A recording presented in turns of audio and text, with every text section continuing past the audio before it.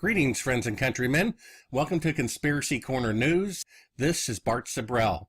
Conspiracy Corner News briefly highlights the week's most significant and underreported news events throughout the world, focusing on special preparation for the difficult times ahead for all mankind. Thank you again for my PayPal donations that come in regularly from people like Simon, John, Brett, Andy, James, Ralph, Adam, Graham, Patricia, Joseph, Americo, Chris, Robert, Golden T, Eula, Russ, and Elaine. Haven't heard from you. I thought I would discuss something that someone brought to my attention, and I apologize, I don't remember who it was. Someone sent me this several months ago, and I kind of filed it away on the back burner. And then I recently watched a film kind of eerily about this particular topic, and I thought I would discuss it here. This is a national anthem sign-off. Now, you may remember I'm 51 years of age. Back when I was a kid, there was no 24-hour television. About 1 o'clock in the morning, TV stations would sign off, and there would be dead air for 4 or 5 hours until the morning shows started. And they would end with the national anthem. Now, I've been a filmmaker professionally for about 30 years.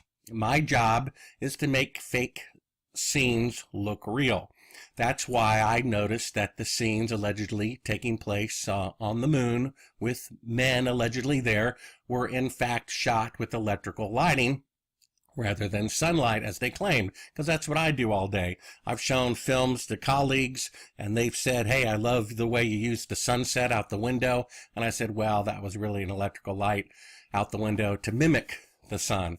So based on that experience, I'm going to look at this clip, and it does not appear to be altered to me. It looks like the genuine clip. Now I'm going to turn up the sound. You're just going to hear it through my speakers. I'm going to make it full screen, and we're just going to watch it one time through first and tell me what you think here. Our national anthem.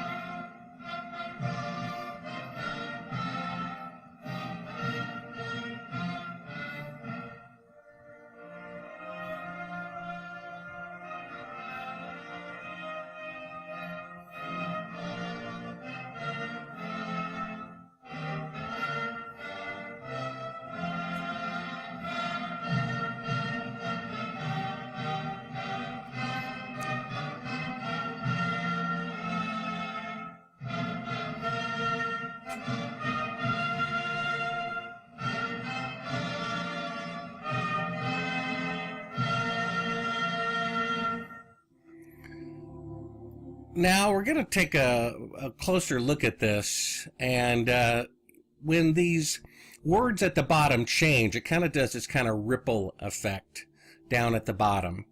And if you look inside this ripple effect, you're going to see words change here kind of in the ripple effect. Trust the U.S. government.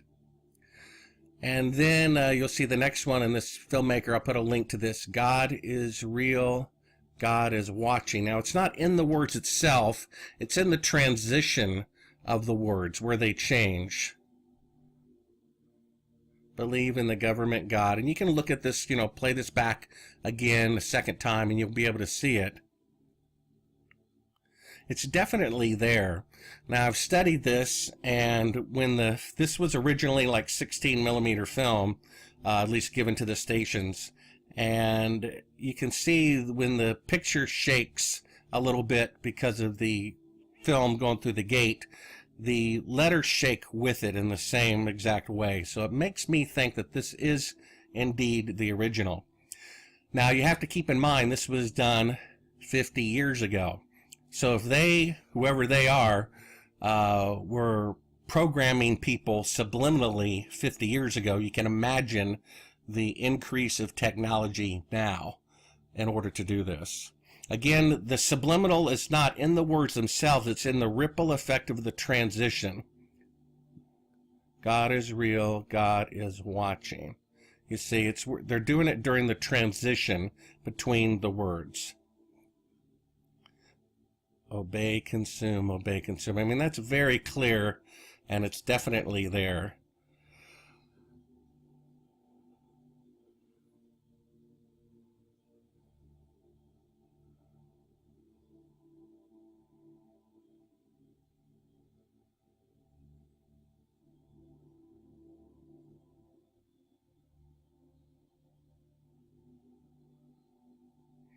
And let's look at that one more time. It's right here. You know, do not question government. Right there. See that? Hidden in the transition. Of course, you can only see it when you slow it down. Of course, in the 1960s, no one had that capability at home to do that. Believe in government, God. I mean, that's pretty clear, too, here. Let's look at it one more time here.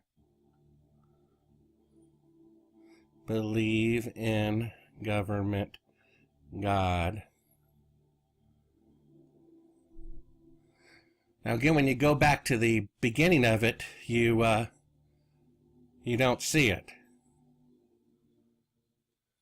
Our national anthem.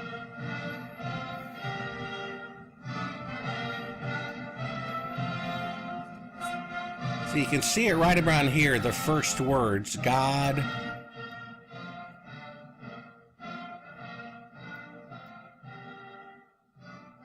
And then, of course, when they slow it down for us, this YouTube channel, which we'll link to here, Trust the U.S. Government. Now, all this to say, let's hold on to this for a second here. This is the words that it actually says. Trust the government. God is real. God is watching. Believe in government, God. Rebellion is not tolerated. Trust the U.S. government, who fakes the moon landings and stuff like that. God is real. Believe in government, God, which is interesting. They're wanting to get rid of the original creator of the universe and say that men's institutions are now God. Rebellion is not tolerated. And this is really interesting because we're going to show a clip from this film I watched the other night, They Live. And you'll see this is some of the words we saw in that movie. Obey, consume, obey, consume. I always thought it was funny that Bush Jr. was so popular, winning, 2 elections, and he constantly referred to his fellow man and fellow countrymen as consumers. Consumers this and consumers want that, and I here to, serve consumers, not people, not citizens, not Americans, consumers. That's how these elite people view the rest of mankind beneath them in the hierarchy. They are just cockroaches consuming the things that they manufacture. It says, buy, believe, worship, consume, believe, do not question government, God. Now that's pretty fascinating here. Now you all may remember the Magic Eye posters. These came out, I think, in the early 90s. To tell you the truth, I had a hard time seeing them at first. It took me quite a while to see them, and if you've never seen these before, there's a little trick. You're really trying not to look at the surface of this kind of blue-green picture that you see. You're trying to look through it. So imagine this blue-green surface is just kind of the front of the plate of glass.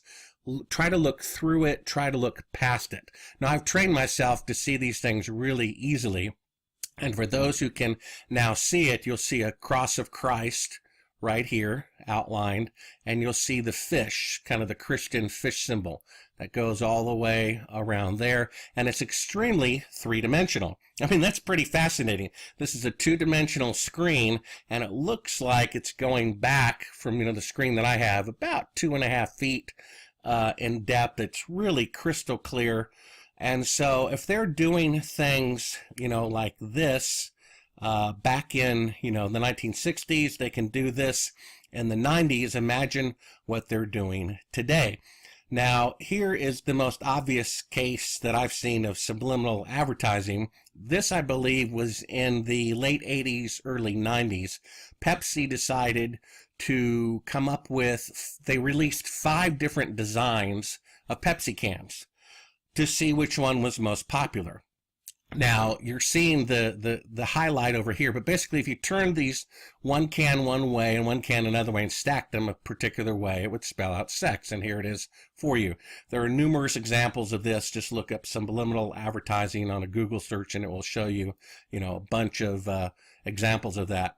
Now here we're going to do full screen of this for a second. This I watched the other night. It's really interesting and entertaining, but basically it has to do with, the film is called They Live. I'm sure you could rent it really cheap online or buy it for $8 like I did on DVD.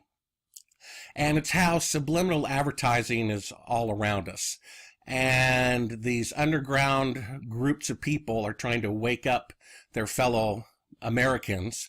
And they have these sunglasses they have designed that will allow people to see what is really there.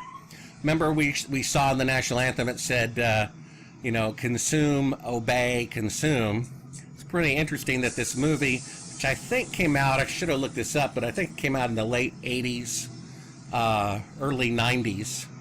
It said that. So somebody in Hollywood already knew part of the message here. Now in the film, the elite people are reptilians or something like that. Some people believe those entities are actually fallen angels who have been around since the beginning of the creation here when they were kicked out of heaven. And they're the ones controlling the Pope, the presidency, and that's why they protect their bloodline. In fact, I think in Genesis chapter 3, it says, I will put war between the bloodline, the seed of Adam, and the bloodline of the devil or the fallen angels. That's one interpretation. So anyway, I thought I would just bring this up simply because it's kind of eerie, and does seem to be going on. I got rid of my television, stopped watching television about, maybe 8 to 10 years ago, when I realized the average American is spending more than 100 hours a month watching television. I mean, that's pretty amazing. That's 2.5 work weeks watching television. Now, if you take the 8-hour day, an hour getting to and from work, sometimes longer, having to sleep, you have like a half an hour to an hour and a half if you're watching television to actually spend with your family.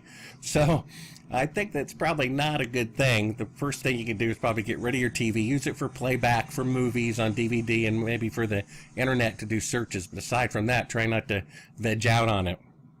So this is basically what I wanted to talk about, that if things like this are going on in the 1960s, you can't imagine what type of mind control or whatever you want to call it is going on today. I mean, why do people like the food at McDonald's? It's terrible, but people are compelled to go there and do it anyway. I know Coca-Cola is bad for you, but I'm occasionally, somehow, I consider it a reward food, a special food, when I know it's bad for you. People are constantly doing things that are bad for them, drinking alcohol and smoking cigarettes and doing a lot of immorality that are really just, causing harm to yourself. And so I thought I would just bring this up, take it from the back burner to the front burner. It looks like the real McCoy to me. It looks like this is the original sign-off footage that somebody in the 60s was already. How long has this been going on? We don't know. We do know that all the presidents in the United States, except for one, are all blood related to one another, going back to the 1300s in England.